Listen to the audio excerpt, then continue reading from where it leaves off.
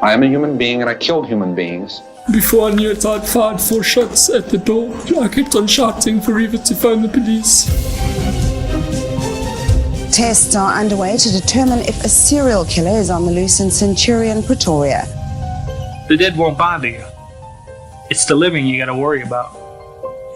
In South Africa, 58 people are murdered every day. These are the stories of the criminals and the people who hunt them. I think society deserves to be protected from me and from others like me.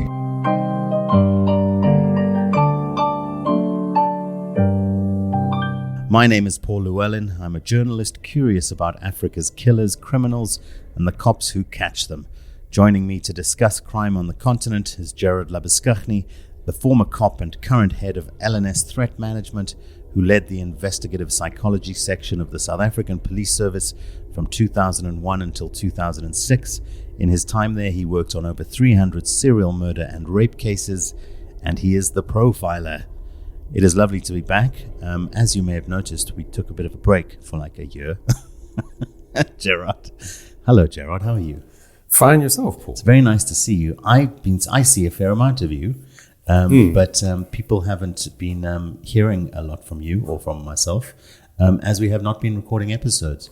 But we're back, and we're here, and we're going to be hopefully churning out a whole lot of new content for folks to listen to and enjoy around your particular area of expertise, which is kind of murdered people, really.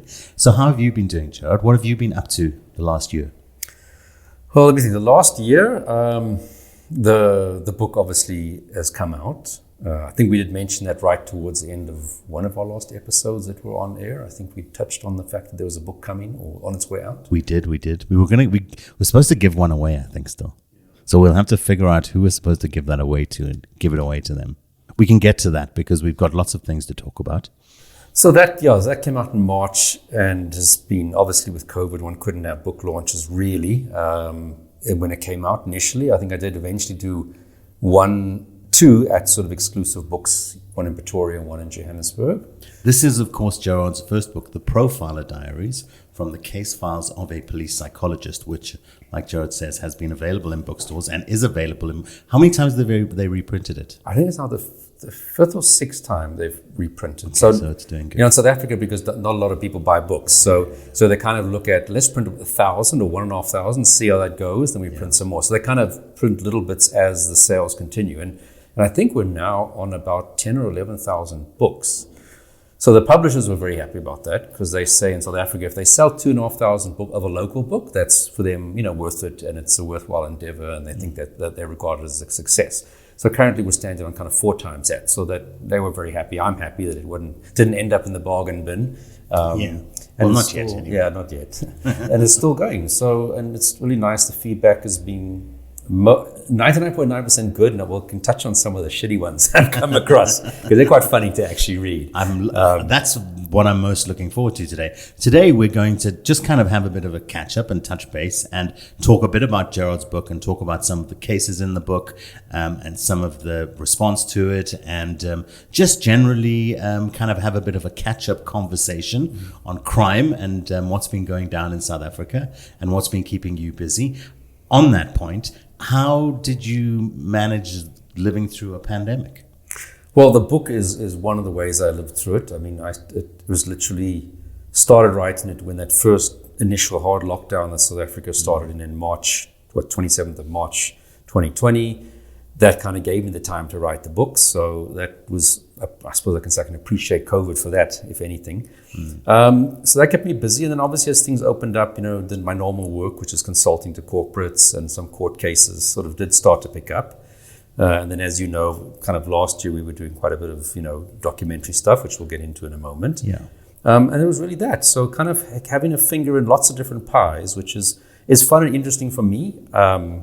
And also, I think the way of the world nowadays, people don't necessarily just have the one job that they do multiple things. And that, I think, allows you to find more rewarding things to do and hopefully make money out of it.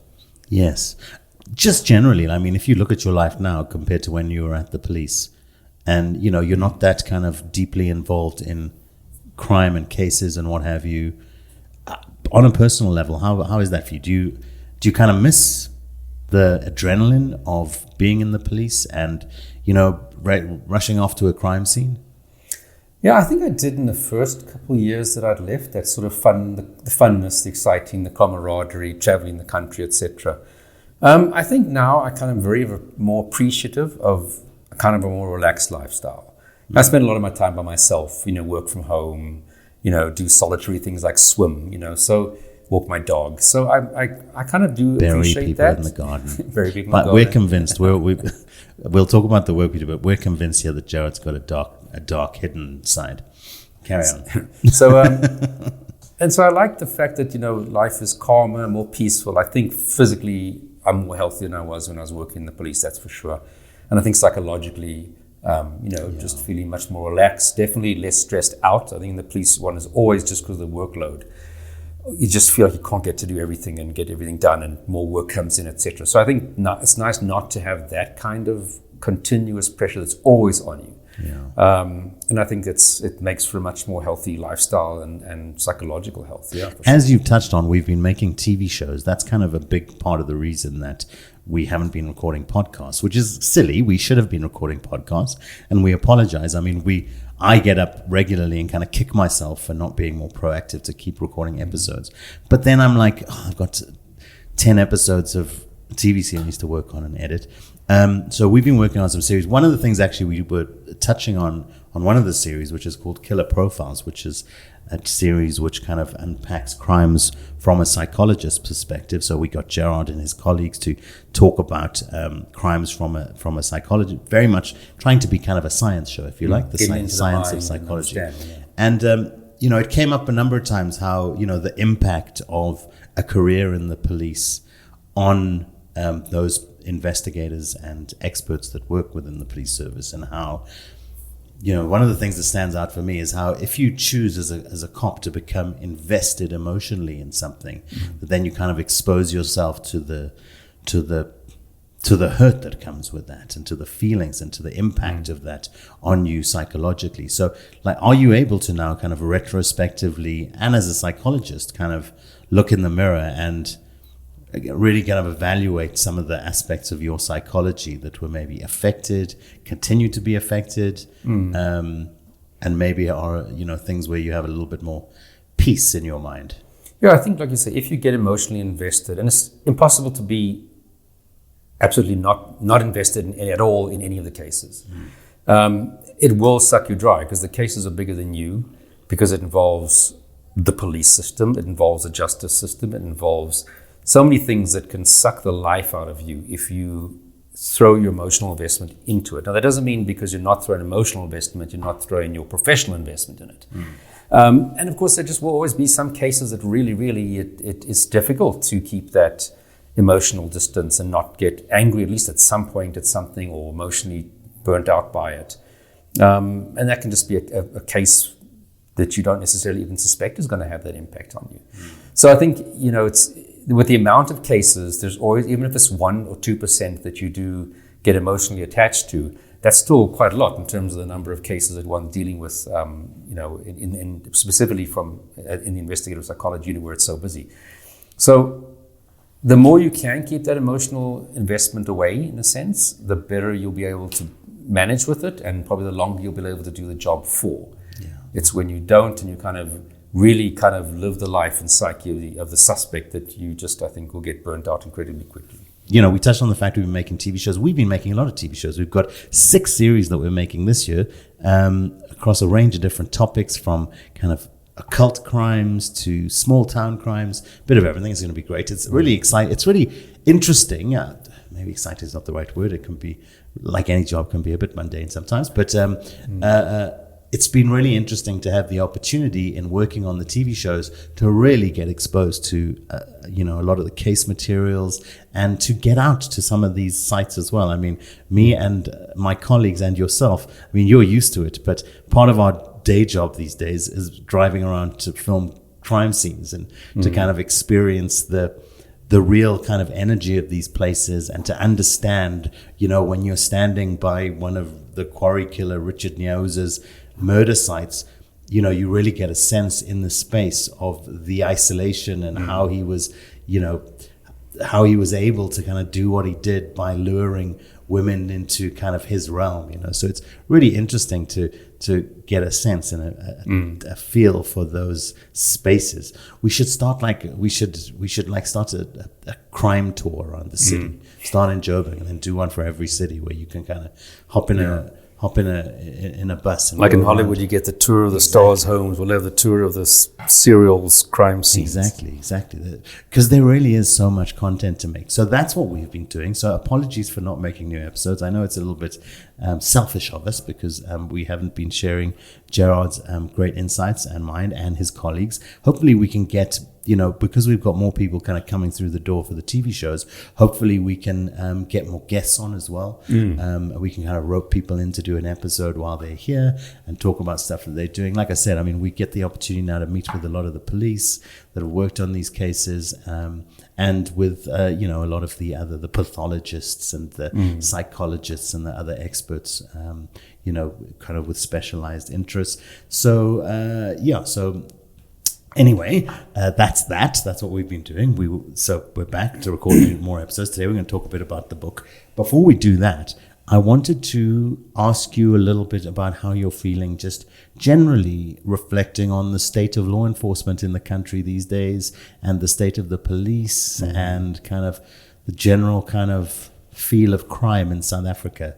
How are you feeling about it these days? I don't think it's gotten better. You know, on the policing side, you know, obviously there's these big battles going on between the Minister of Police, Bekele, and then, of course, the National Commissioner of Police. So the Minister obviously is a civilian oversight, and the National Commissioner is an appointed member of the police who manages the police. But, I mean, that's just kind of part of a long history of national commissioners that just haven't fared well since literally the past 15 years, you could almost say, if not longer.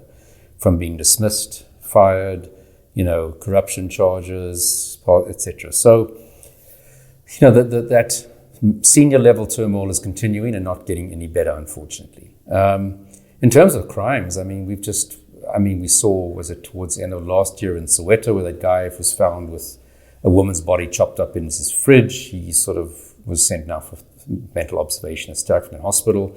So the bizarre crimes are still going on. We've got a couple of cases in court now of these really, you know, bizarre intimate partner murders that have taken place. The Ndlovu case. Yeah, so I mean, there's still no shortage. My colleagues are still working on serials. Last week they were in court in Swellendam for a serial murder trial. So those things are still continuing. They march on, and there's just new, really interesting and amazing ones that are taking place, and I hope, you know, hopefully there are arrests and people going to court. So I don't think anything's better. You know, I just think in general, anything from, like, you've seen, like the Norwood police station in Johannesburg, where we had the Norwood serial murderer series taking place, you know, where it's found out that guns from their, you know, the evidence locker, the SAP-13, were being used to kill cops from Norwood police station and being sold on to people. And so really that, unfortunately, I just don't see our law enforcement has taken any measurable steps in the past 5, 6, 7 years to get better. And as far as kind of the continued, what I would term the brain drain out of the cops, has that slowed or continued? Or, I mean, I know one of your former colleagues, Hayden, one of the psychologists, has recently emigrated out of the country. And just such an incredible mind to have lost locally. So what you're seeing, and this is also when I still have a fair amount to do with prosecutors, you know, whether it be some training that I'm giving to them or consulting on cases. And they just lament about the quality of the dockets that get presented to them. And that's only dockets when someone's been arrested. So in other words, you can pretty much say a successful investigation. And when they get it and prepare it for trial, they say just these things are just terrible. So what you're finding is the good old guard that have been there for many, many years and are getting less and less because they're reaching retirement age. So a lot of them are just burnt out and want to take an early retirement as soon as they're eligible. And we're just not replacing that old guard with this new generation of really smart, motivated people. And it's not that there aren't smart, motivated people out there, but the problem is if they're coming into a system where they're not getting good training, that's the first problem.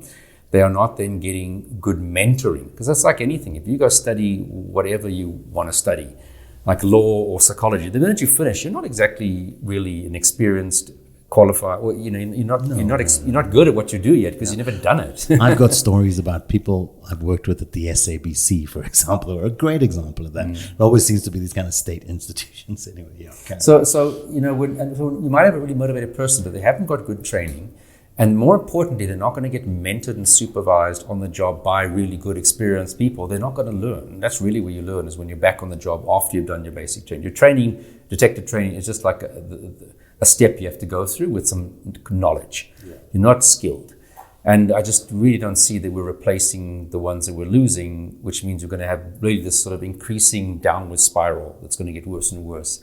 And to fix that afterwards, how do you? Because if you don't have good, experienced cops mentoring, new and motivated cops, you don't recover. It's like climate change, isn't it? It's kind of incremental diminishment of the service. And then it picks up at a point where it just tips. Suddenly you wake up one morning and you realize that crime has just gone nuts. And that there's very little faith left to be have in the institutions that are there to protect you. And like with the forensic laboratories, where they because of mismanagement, it's not that they don't have the people and the equipment, but because of mismanagement, they weren't ordering the chemicals for DNA processing in time.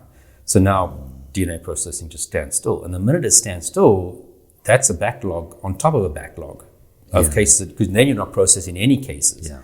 And you've got the ones that were there before you had this driver's licenses and DNA, man. Yeah. It's just, it's across the board, isn't it? It's quite terrible. From firearm licensing, it's the same thing. People wait a year and a half, where the time frame used to be 3 months, and you'd get an answer on your license application.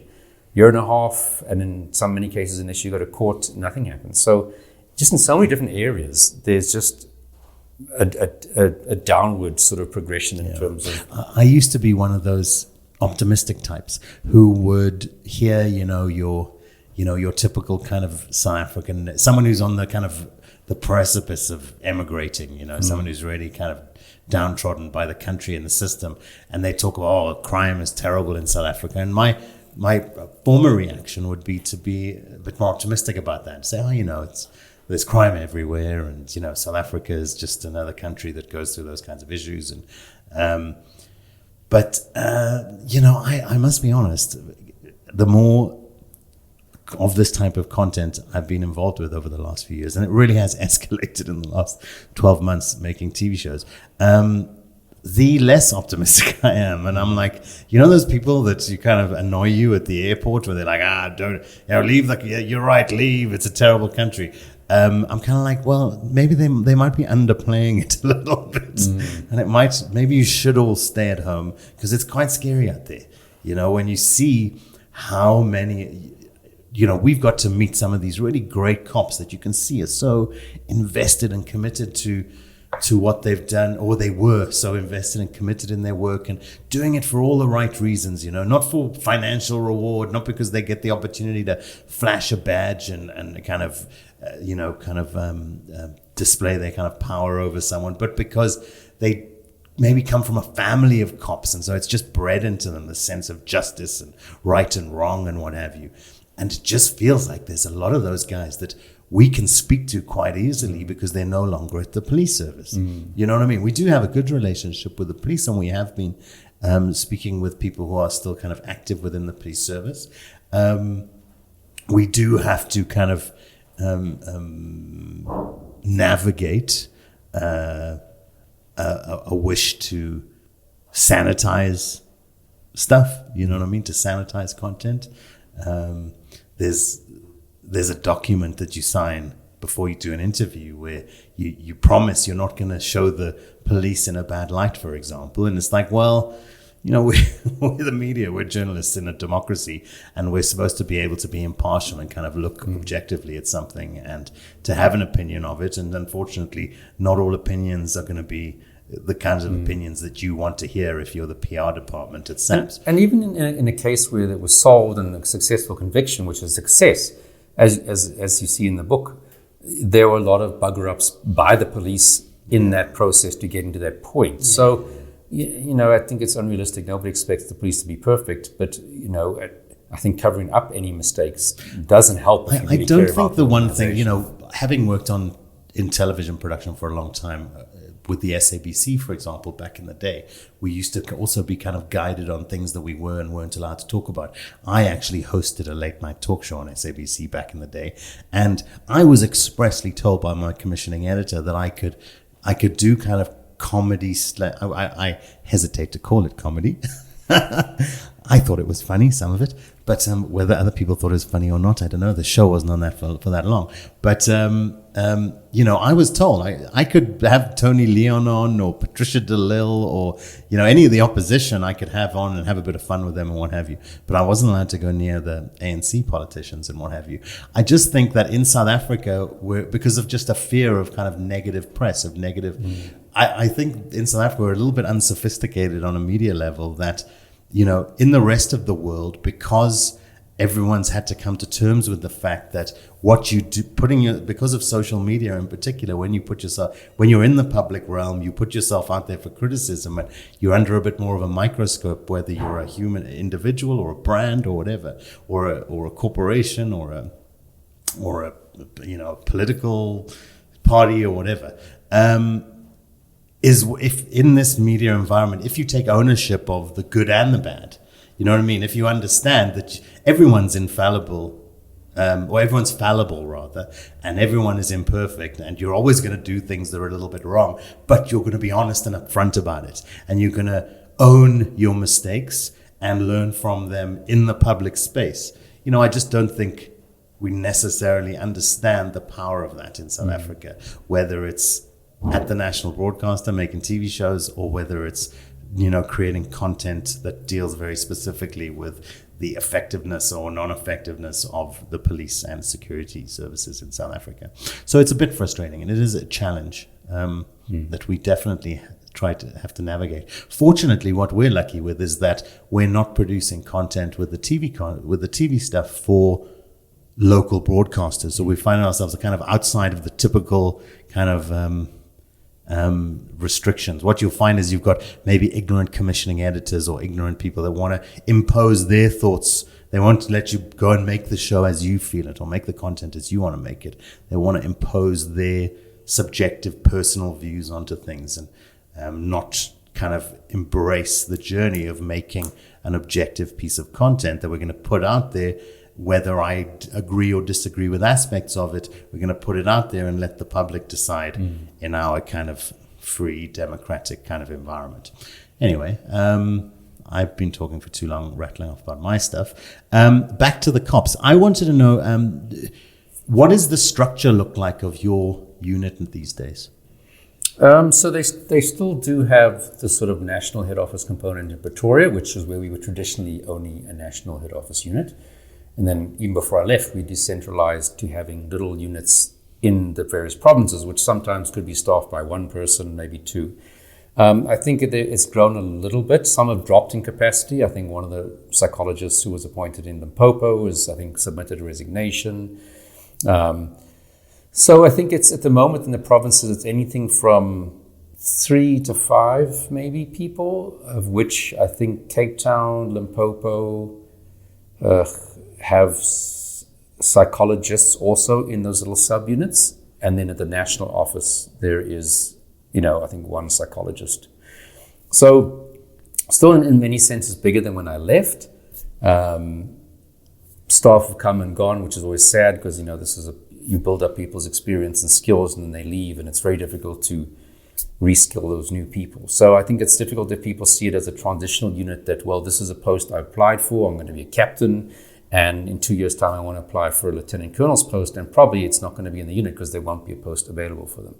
So it's kind of sad that you almost see this, it becomes a transitional unit where people move through almost like, I want to say I work there because that's good on my CV, and when I apply for a different job. So you find some of the people who are in our unit are now a branch commander at a detective branch commander at a police station, which is quite a nice senior post. Oh, I see. So and that's, it's always sad because you can't just keep on grooming new people the whole time. And by the time they become skilled, they kind of move on. It's just, you need someone who's in it to kind of slowly destroy their emotional capacity to live in the world over 34 years of a career of murder and rape. And if you look at the original members of the unit, I think Mickey was there for 6 years. Elmarie has been there since 96 and she's still there, Lieutenant Colonel Elmarie Meyerberg. Lieutenant Colonel Jan de Lange has been there since 2005. I was there for 14 and a half years. So the original crowd were there because that's what they want. They didn't want to be anywhere else than the police in terms of the type of work they did, the cases they worked on. And it was a place where you went and stayed for a very long time. And since, the units expanded, you find it's a lot of people who use it perhaps as a stepping stone. And not that I hold it against them, because I think, police salaries are terrible. And if you're earning a captain or a warrant officer salary, it's still peanuts compared to the outside world. And you've got life, you've got children that you want to get educated, and you want to move up financially. So you are going to unfortunately have to apply for a different rank, higher rank, which means invariably, unless there's one in the unit, you're going to be applying outside, because of course the police is massive. So there's always posts being advertised on a level higher than you. So one can't blame people for that, but it's not great that SAP still has this old-fashioned model that your salary is linked to your rank. Yeah. You can't stay in a job that you're good at and that you've got massive amounts of skill and that you love and allow your salary to go up and up and up and up and up. Yeah. And that's I've always said that's one of the biggest flaws in the police. If you love driving a van, being that patrol cop out there, and that's what you love doing and you're good at because you're just good at that suits your personality. But that's, the van drivers, I think maybe sergeant, warrants, maybe warrant officers. And then typically you don't get people above that rank going out and patrolling and driving vans. Yeah. So you then have to go up into sort of higher levels when you're doing something different. It's also just the natural logic of it. I mean, it's like playing soccer. You can't, if you start off at junior level and you get little plastic trophies, that's your payment for doing well. You can't expect that little plastic trophies are going to suffice when you're playing for Manchester United, can you? The salary goes up. As you become more of an expert, as you become more invested and you've invested more of a career in somewhere, they should reward that. It just doesn't make sense not to. Yeah. You're right. And also, again, similarities to how it works within the media here, within the SABC, for example.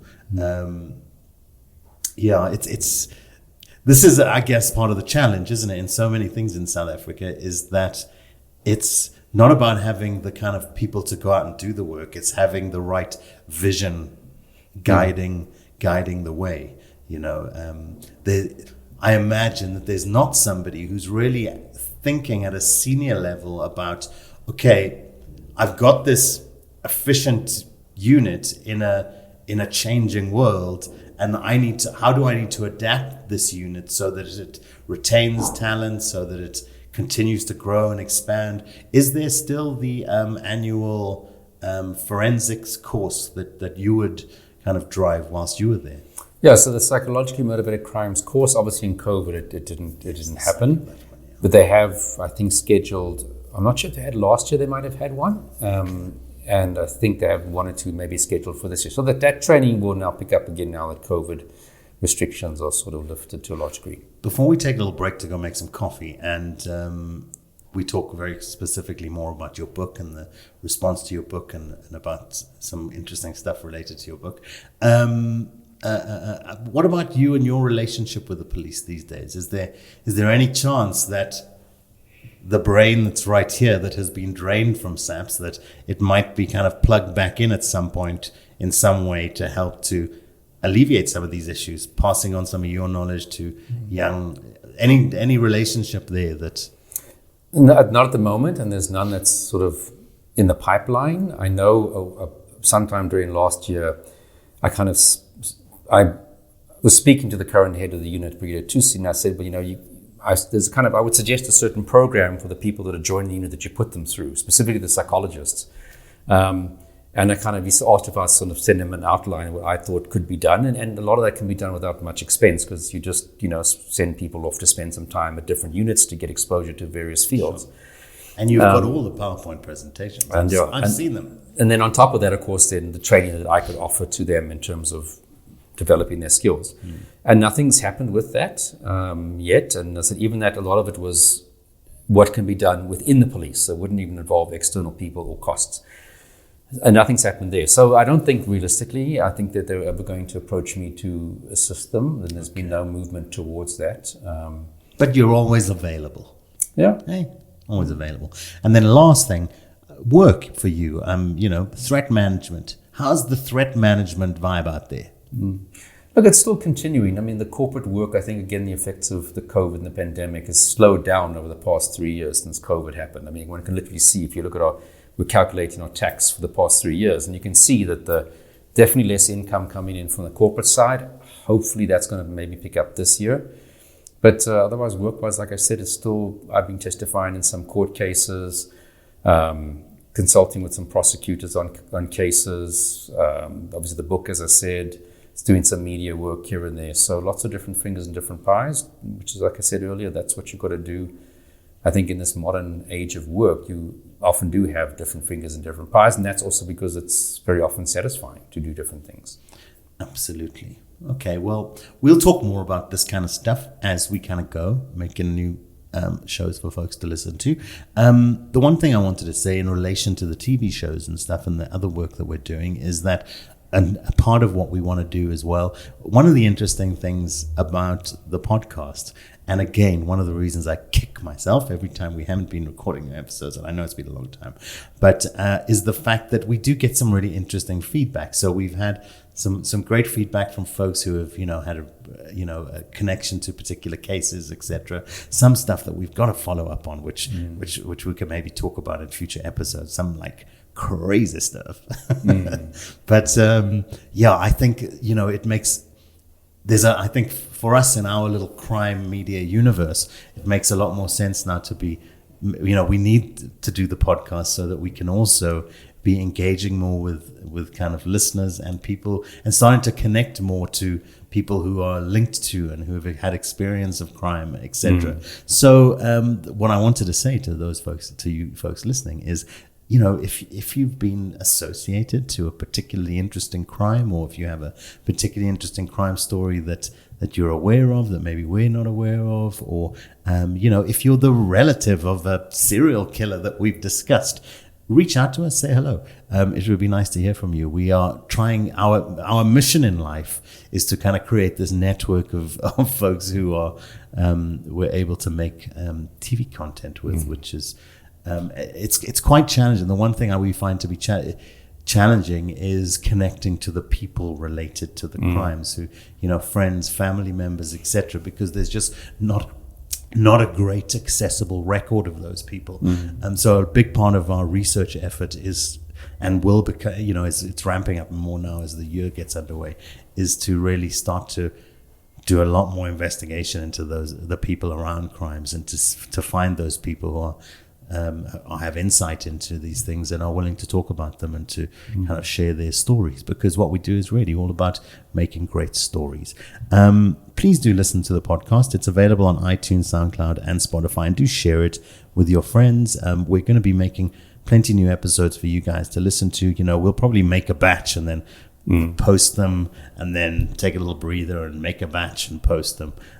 That's kind of, we'll see how it goes. We're going to putting less pressure on ourselves to be super rigid, but we're going to certainly be putting out great new episodes on a regular basis. You can follow us on Instagram or Twitter at Profiler Africa, and you can join our Facebook group. We're just going to make some coffee, and then we'll be back to talk about the Profiler Diaries and how it's gone. And so we'll be back in a second to talk about the book.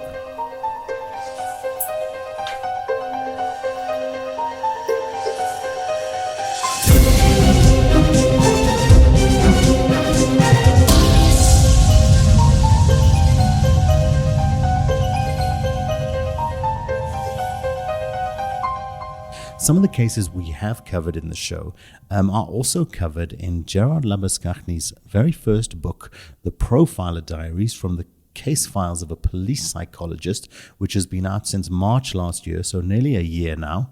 I wanted to write this book before I forgot the finer details. As strange as that may sound, you can forget these things, and it is probably healthier to do so. You can visit the depths of hell, just don't hang around there for too long.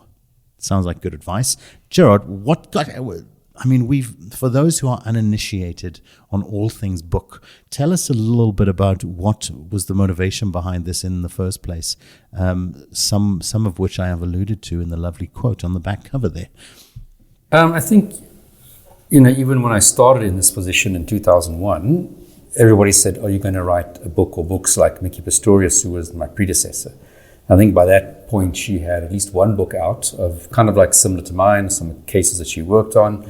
And of course, I was just new in the job, and of course, didn't have cases to talk about anyway, and I didn't think the police would want me to be writing such a book if I was still in the police, at least not in the way I wanted to tell the story, which was... What directives do they give you in that regard whilst you're at the police? I'm not actually sure officially what is there. You would probably need to get somebody's permission, if anything, just from your senior officer. I'm not sure, because I never even bothered to try.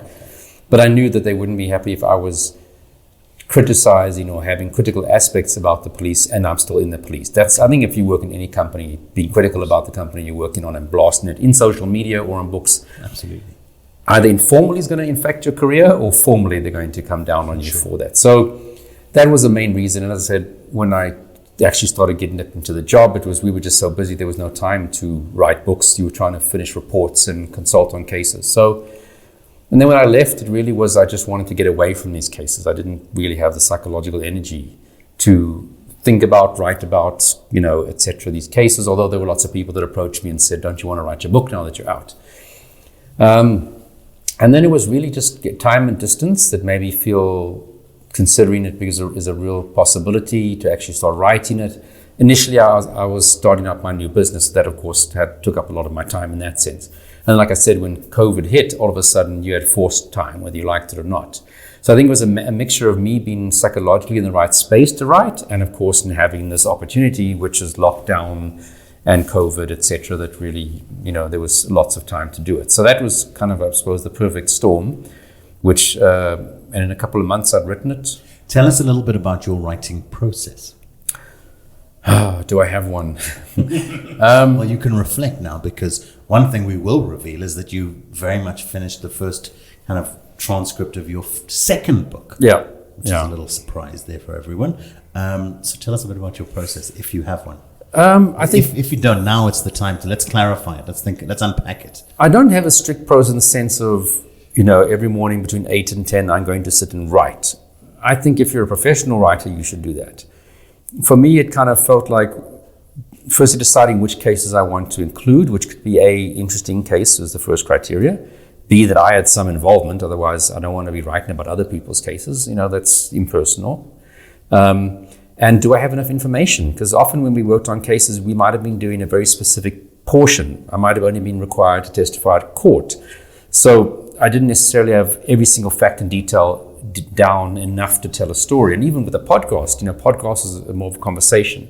You don't have to go, on this date I did this. People would get very bored in a podcast format if you're being so pedantic about every single little date and what happened next. So with the book, you have to have a lot more available information. So a mixture of interesting case that I was involved in, that I actually have a pretty solid old case file back at the unit, or records myself to be able to give the level of detail to put together a chapter that is what is required, and that from the editor. And then it was really, I would often sit back and go, which one do I feel like working on? Which one really right now suits my space of mind where I am? And I'd say, well, this one I want to start. So it might not be the first chapter or chronologically the first case in the 10 or 5 or 6 that I'm going to talk about, but it's the one at that point in time I felt like I really want to do. And then I'd really just sit down and start writing. Sometimes it would just be getting those first words out that I know I'm going to have in the first introductory paragraph about the case. This case was interesting for this reason, or back in 2010, it was a time of the World Cup and when I got a phone call from someone. And at times you almost write it disjointed, because I would find that I have a lot of information about the judgment because I've got the copy of it. So I'll almost sometimes then summarize that and have it waiting, and then sort of work on other bits. So it's a mixture of what do I have available at the time that I can proceed on. The last thing you want to do is not write because you're stuck on an aspect that you need to clarify from a detective, and then for 2 weeks you don't clarify it and you've done nothing. So I always felt that I've got to be moving forward on the book, even if I'm writing bits and pieces disjointed. And you can do that when you're talking about the sentencing, because that's a very compartmentalized phase. The judgment is a very compartmentalized phase. Or I'd sit there with the autopsy report and kind of summarize that, even though it's not yet in the order of where things are going to be. Okay. And so it's kind of like editing a TV show. Really, you select the chunks you want, before then going into refine and see how it really fits into a nice kind of flowy narrative with kind of peaks and troughs. Whereas with you're writing a novel, you can't do that. You can't really write the end, really, and the middle. Whereas this, because it's a factual thing that progresses from point crime scene to courtroom, you can do that and break it up, and then just make sure in the end that they all kind of flow together. You shouldn't write the end because it limits the potential for future Netflix series. Exactly. Spin-offs. Yeah. I've noticed with kind of our interactions with your former colleagues, etc., that a lot of them seem to be quite fond of you and hold you in quite high regard.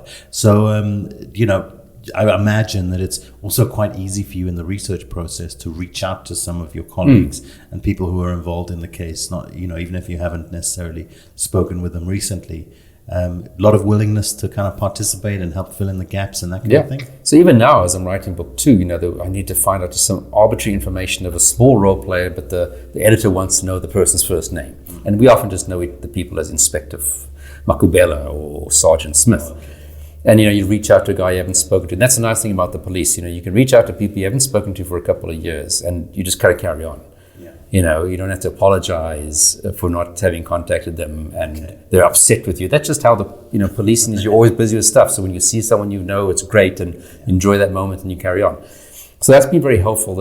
I think, I always just really enjoyed working with cops, and I think I'm a pretty, amenable guy to hang around with, and we had a lot of fun. So, a lot of fond memories and friendships that were built up that, yes, if I need to phone Yanni DeLange from my old unit and ask him something, he's always happy to help me. And, and that's just, I think, the nice nature of police relationships. And how did you go about sourcing a publisher for those people out there who are writing their own books or interested in just a little bit kind of insight from you into your experience of that part of the world of putting out a book? Well, I knew that Mickey Pistorius had obviously published, I think, 3 or 4 books by now, and she'd done them all through Penguin. So I thought at least they know what this is about, and they might therefore have a bit more interest because they've done, phase 1, which was Mickey, and that they could leverage off that. So that was obviously a logical publisher to approach, and of course Penguin is a very big publisher. It's well established, etc. I did also go to Jacana, I think. I learned how to read on Penguin books. That's really? In the UK, yeah. Penguin was the thing. Somebody also had recommended Jacana, which is a local publisher that had done a lot of nice, really, really amazing books. A smaller publisher, of course. And so I approached both, and I sent them one chapter that I'd written, the Womb Raiders chapter about the Caesarean kidnapping, and said, look, I want to do a book, and this is kind of the type of stuff. Yeah. And they both actually came back saying, yeah, we'll offer you a contract to publish. Penguin's was a better offer financially. I think Jacana was a very, very personal touch, which I liked. But in the end, as an author, you've got to look at how far and wide can your books be distributed. Yeah. And that's what the publishers do, is that their expertise, not only in helping you edit the book, etc., but in getting it to the right people. And I felt the deal is better financially, and Penguin are a bit bigger, and they have the potential for overseas reach. So I went with Penguin. I'm sure I would have been just happy with Jacana, but although, as I said, a bit smaller distribution potentially. So tell us a little bit about that reach. We touched on the number of times that it's been into reprint. Tell us a bit about how well it's done. What are the numbers look like? So the last I checked, I think we're on about between 10 and 11,000 printed copies that are out there. And like I said, they don't print a massive amount and then sit with stock. They print like 1,000, maybe 1,500 at a time, and then they send it off and keep some in stock, and they send it off to Exclusive Books and Bargain Books and whoever else. So that when you're reaching the 11,000 book, the numbers are pretty much close behind in terms of sales. Okay. I think on the e-book version, 690. I'm not too sure about the Audible, because they eventually did an audio book on which you can get on Audible and I think did Amazon. You read?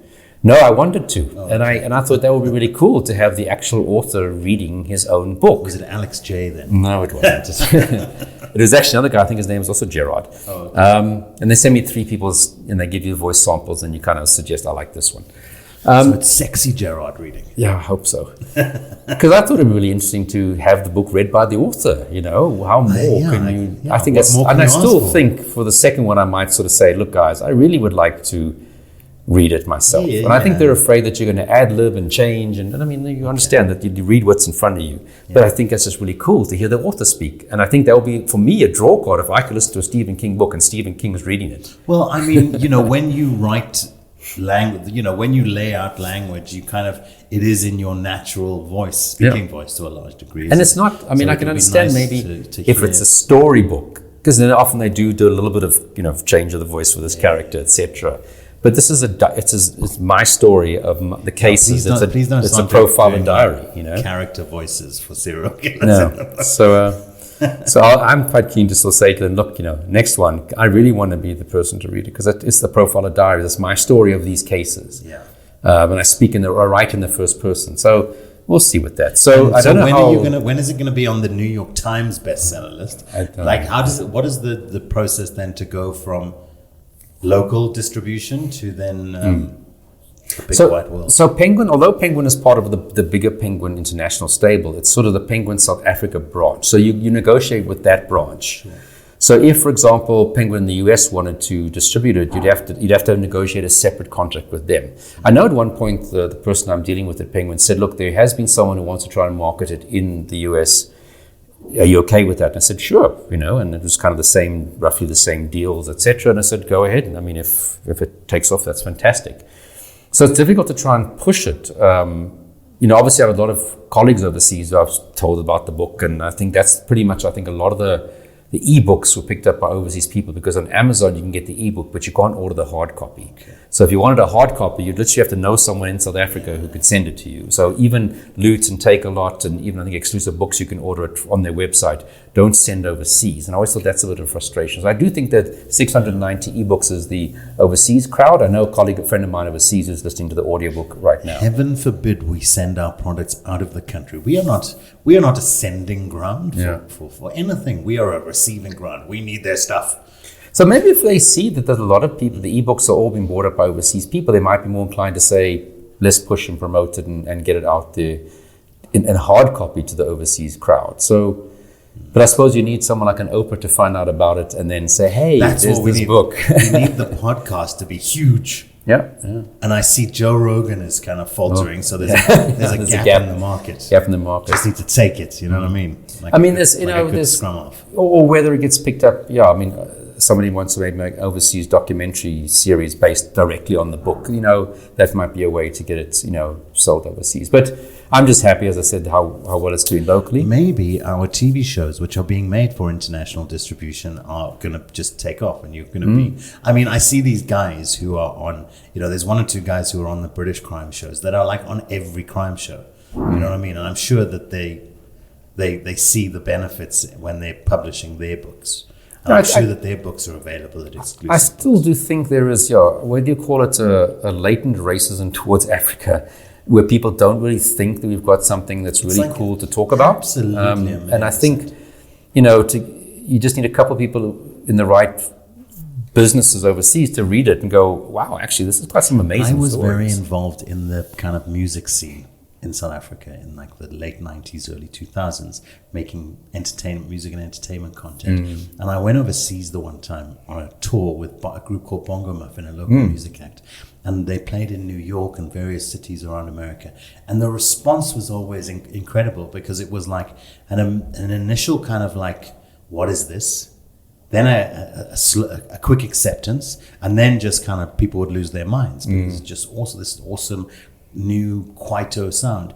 And that seems to have been kind of swallowed up by Western culture these days, where kind of you see like hip hop music and kind of dominating in South Africa, and some of the more kind of locally born themes and genres were just kind of drowned out by this noise. And it's always frustrated me because it's like, well, that authentic South African, that authentic sound is so valuable because it's not just stories that are new. It's a cultural context and a cultural and social perspective that's kind of unknown. Do you know what I mean? And I think that's what disappoints me about our ability as kind of African content creators to break out into the world is it always seems to have to be, You have to get out of the country to be able to reflect back on it. And then kind of after 6 months of being out of the country, like a Trevor or whatever, you kind of forget, your priorities are elsewhere. So although Trevor will do a lot more African type content than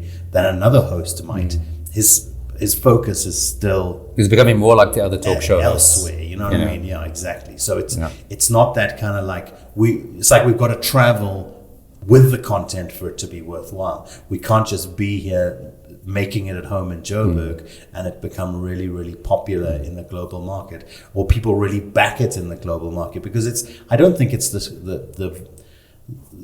not the strength of the substance or that's the problem. It's the lack of marketing oomph that goes behind it, and that willingness to say, I'm going to invest a lot of money in this because I feel like it's good enough to get those rewards. And if I don't, I'm not going to see if I don't market it enough, then I'm not going to see the potential. We just, we really struggle in so many areas. Even if I look at, say, Mickey Pistorius's book, Catch Me a Killer, which is kind of like my book and her book, are very same in terms of what those books are trying to set out and achieve. I mean, in her book, Catch Me a Killer was very, very popular in South Africa.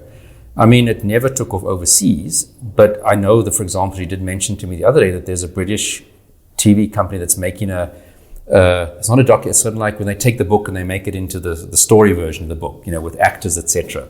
So, how many years, but that's finally at least getting, I suppose, some, at least on a TV kind of series version, getting some attention. So we'll see. I mean, the local feedback has been pretty good. There's been some very interesting negative feedback from one or two people. Let's hear some of it then. Let's hear. Do you want the negative? Let's go. Okay, have you got some there? I do.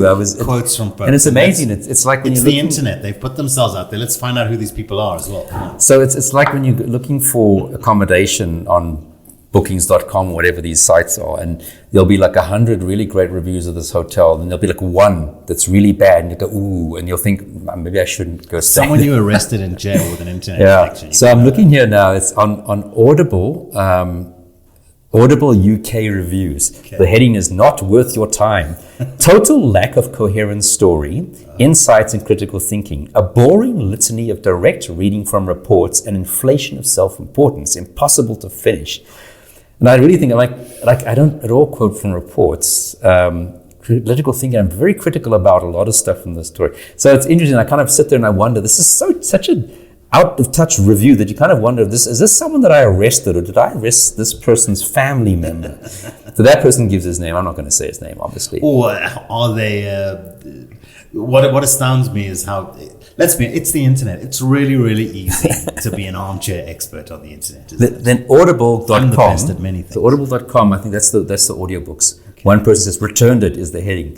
Looking forward to this, but was so disappointed, decided to return it. There's no structure or interesting facts or insights. It's hard to believe the author, who seems so disinterested in crimes, criminals, victims, and everything and everyone other than himself, has played a role in solving crimes at all. So again, I look at this like, I don't think you actually finished the book. But you know what I think? I was watching a documentary the other day where they were talking about bots and the kind of impact of bots on the media, and how you can't really be popular, for example, as a social media influencer these days just by putting out good content. You also have to be really out there shopping for likes and for streams and what have you, and paying money for that. This reeks of kind of Russian bot to me. This could be some automatic response just to make sure that there's a balance of positive and negative about everything. It's always the negative that seems to come through that. Yeah. This is probably, it's some content farm in Siberia. And then I saw another one, I can't remember where it was. A person said that they were very offended by the fact that one of the chapters was called Womb Raiders, the chapter about cesarean kidnapping, because it's very disrespectful. Another person somewhere posted that they were very upset about the fact that I had crime scene photographs. I'm like, well, if you read a cooking book, you're going to see pictures about food. Yeah. If you read a crime book, probably you're going to see pictures about crime scene. And I think we are selected ones that were very tasteful. Lest we forget, Jared, that we no longer live in a world where it is acceptable to offend people on any level, even if it's somebody that's gone out and brought a book specifically about murder with blood splatter and bloody hands on the cover. They'll open up and see a picture and be offended by it, and that's just the end of the world, isn't it? Because heaven forbid that we we offend people's sensitive sensibilities these days. And that's kind of really the few bad ones. The rest are all very positive, gripping, interesting, eye-opening, couldn't put it down, long time coming, amazing to read about. My this. mom read it now over Christmas, and she loved it. Thank you very much. Tell your mom I said She doesn't like you that much. Okay. So it's There you perfectly go. objective.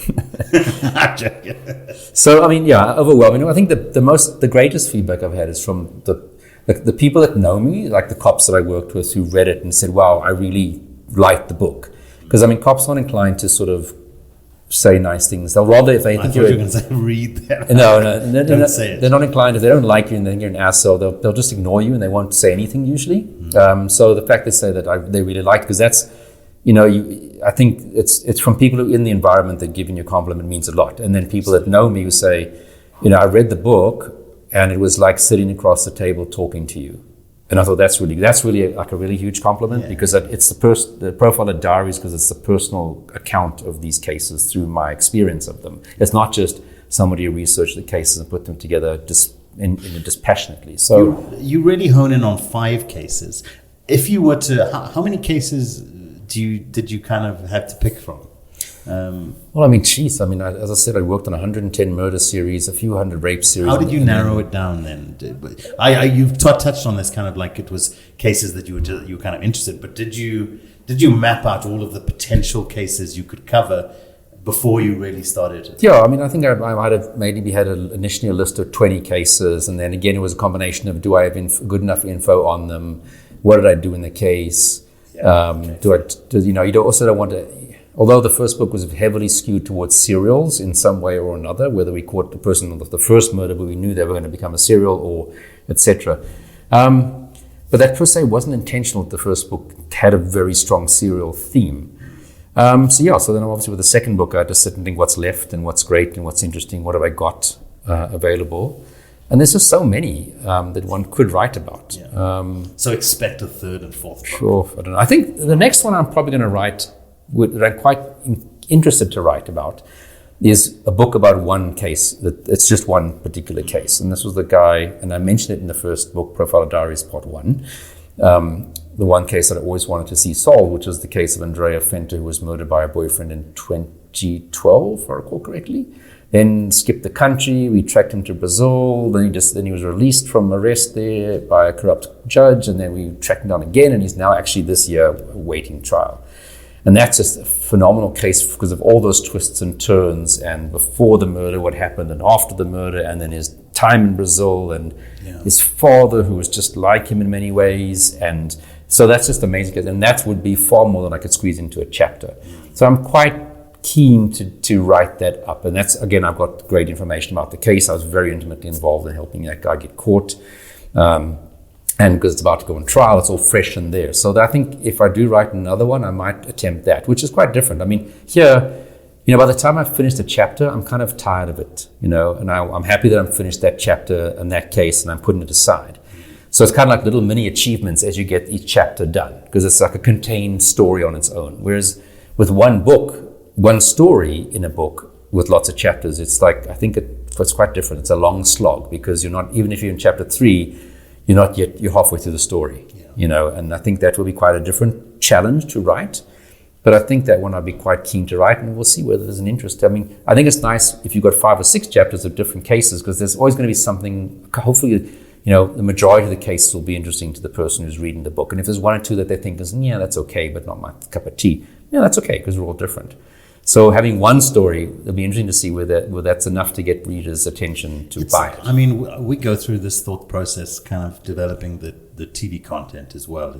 There's clearly certain cases that there's kind of the potential to really just do a whole series on one story. Maybe it's the Oscar case, for example, and we've spoken about this, but just a series that just covered the day. On that crime scene, and what I understand to be some of the kind of ups and downs, and it seems like just a drama-filled day. Could almost be a series in itself. To go back and reinvestigate some unsolved cases, like you say, or there really is just so much potential for crime content.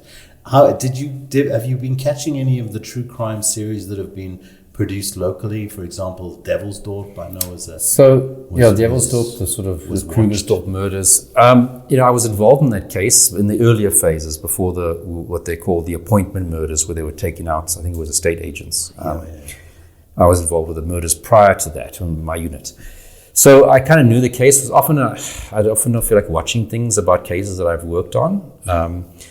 And also, I did watch 3/4 of the first episode, and I couldn't watch more.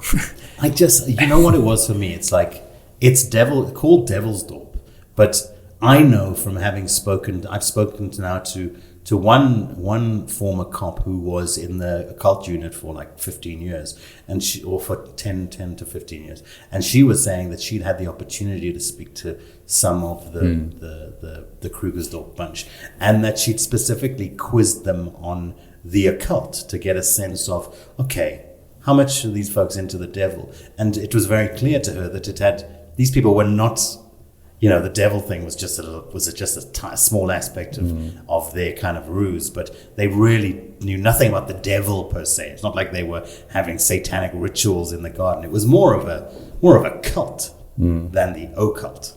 So to me, it's the whole approach to the documentary was off. And when you look at it through the mirror of working with an organization like MultiChoice or DSTV, having worked with them like I've worked with the SABC, and you know that it's kind of like a white Christian core that's often decide what content is being made from often an Afrikaans kind of community as well, that's very well represented there, is that you're going to see then that, die devil kind of resonates with that target audience. So it's like, okay, well, we're going to then make it about the devil, because we know that, a lot of our audience go to the NG Kerk on the weekend, and it's really going to resonate with them. This kind of, that classic battle between the God and the devil. When really, I think those people, if you look at it from the perspective I've come to look at these things, a lot of it through my interactions with you, which I think has given me a little bit of Gerard vision, if you like. These were just these are people that are manipulative, that are, there's a lot of psychology at play there. Absolutely.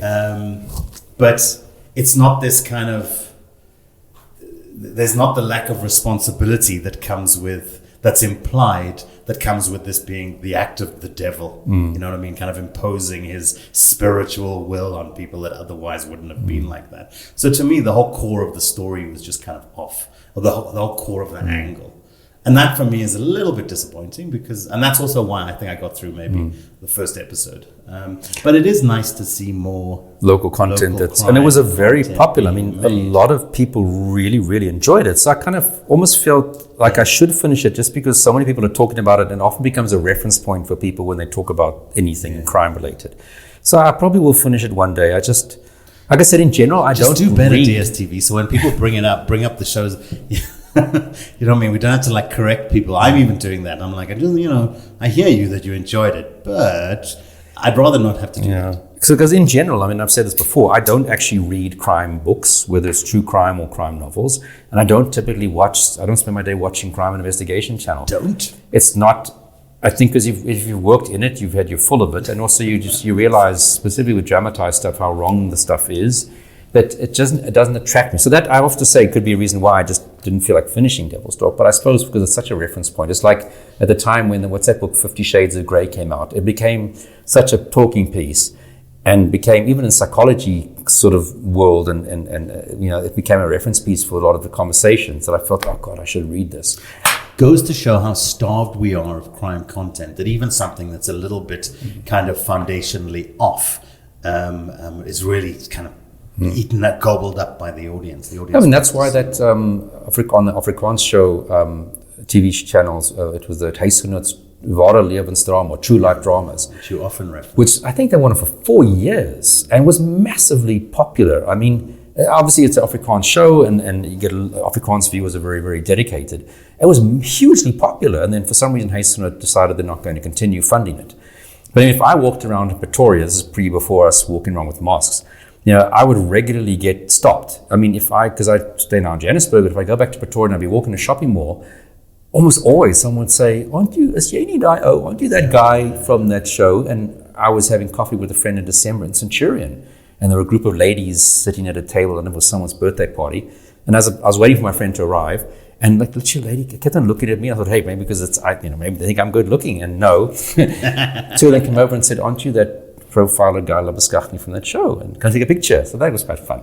But it just shows you that there's definitely a lot of interest in true crime stuff. And I think the Afrikaans community, they love this true crime stuff, specifically if it's presented in Afrikaans to them. Which is great. And there are channels and there are platforms that cater to that audience. But we're in South Africa, and the 90% of the country is not the Afrikaans community. And so I just feel like the perspective should come from there. I mean, it is that challenge to find our authentic African voice that is representative of the broader kind of perspective of Africans. That is, I think, important, and it's a challenge, and it's something we've certainly not gotten right. It's something I'm certainly committed to, invested in. I've lost my faith in the past, but I have my faith back these days, because we're getting the opportunity to make content kind of on our terms, and it's our story. And we luckily now are not in an environment like we typically are in South Africa, where there's a lot of editorial kind of input, where it's like, you need to move that slightly to the left, or that slightly to the right. You know what I mean? It's like, we trust that you guys are committed to this content, and that where you've put it is the right spot for it, and we'll let the audience decide. And if the audience likes it and we're able to sell it, then we'll make more, and that's what we want. We kind of have faith in your product, like a Steve Jobs. When Steve thought iPod, if anyone had said to him, "Oh no," if he'd had the naysayers that kind of edited it into something else that wasn't his vision, then maybe it wouldn't have been so popular, because it's that. Anyway, I think these are one of the interesting things we came across in making the TV series, is that we'd called one of the series we make, which is we're busy now getting started on the second season. We'd called it African Evil, and now they took the series up to Cannes to get to sell it and to get some interest. And the feedback, particularly from African broadcasters, was that they didn't like the title African Evil, because there's an implication there that Africa is evil, as opposed to for this particular series, this is very much the evil within Africa. This is African Evil, and my argument was that part of the unique selling point is the fact that it's African, and that's our thing. Everyone's heard. Again, I continue to watch like this new show on Netflix.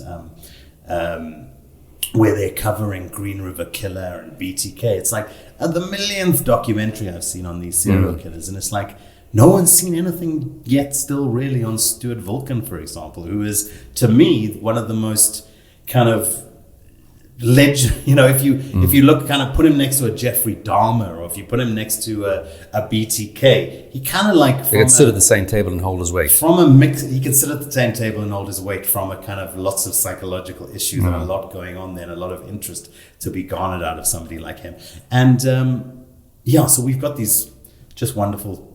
Anyway, we've got these great stories to tell, and so the idea was that it be called African Evil, and we've had to change the name to take out that kind of reference, just because Africans are so, and I understand it, but just so sensitive of anything with a negative connotation. Which Africa as and bad. It kind of goes back to what we were talking about earlier, is that we need to, it's that when you own the good and the bad, like I say, you start to establish a sense of a relationship with your audience, which is different, where they trust that they're going to get the truth, whether it's good or bad. And so that authenticity and that honesty with the audience, I think in the digital age, is something that people respond. It's what gets an audience to respond to something, because then they're like, okay, well, they're not just kind of putting a glossy sheen over everything. They're willing to own up to their shortcomings as well.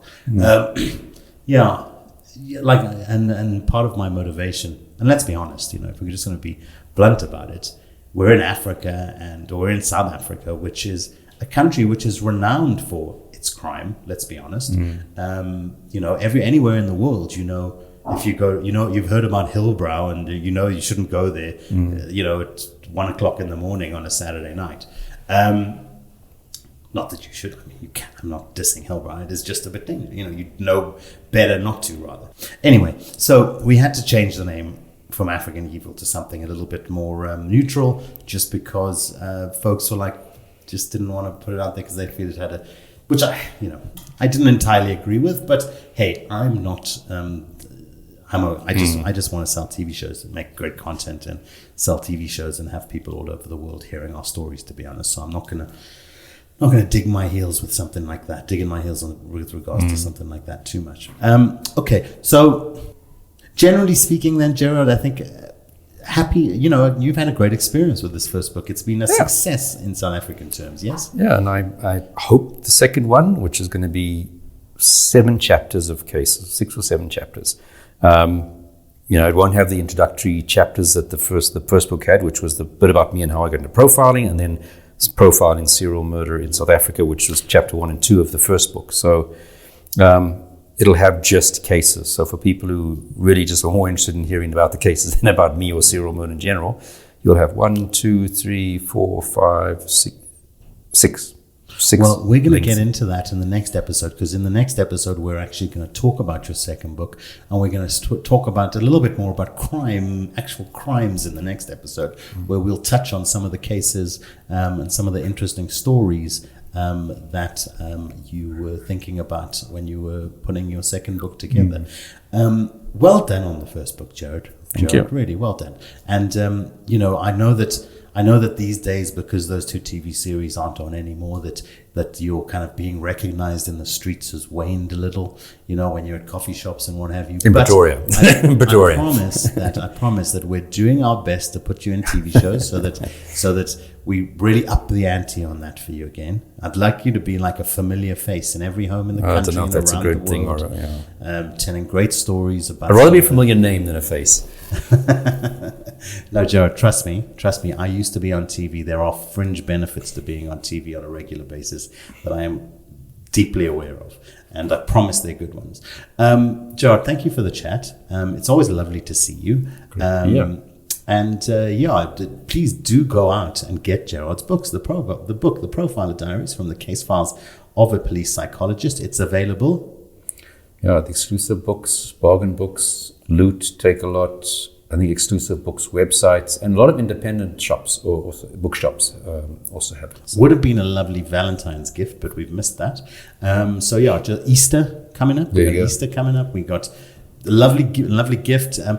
Fridays is a good reason to buy it. You know what I was thinking? Maybe there's a gap in the market for kids' true crime books. Something to think about, eh? Something to think about.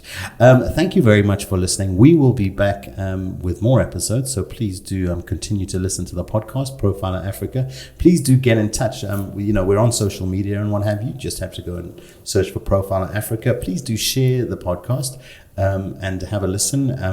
It is something we're going to be a lot more consistent about putting out episodes now and give you guys a whole bunch of new content to listen to. If anyone wants to get involved in any of the stuff that you can see that we're really trying to create a true crime empire here, a true crime media empire. We are doing other things as well other than crime, because I think I would be starting to go nuts if I wasn't doing at least one other type of thing. We are doing like one lifestyle show, which is a lovely little mental breather every now and again. But if you'd like to get involved in anything, if you want to invest in what we're doing, if you want to find out more about what we're doing, then drop us, get in touch with us on social media. If you'd like to contribute to what we're doing, or if you'd like to give us any input or suggestions on what it is that we're doing, then please do get in touch with us. You can get in touch with us via social media again. We're on Instagram or Twitter at Profiler Africa.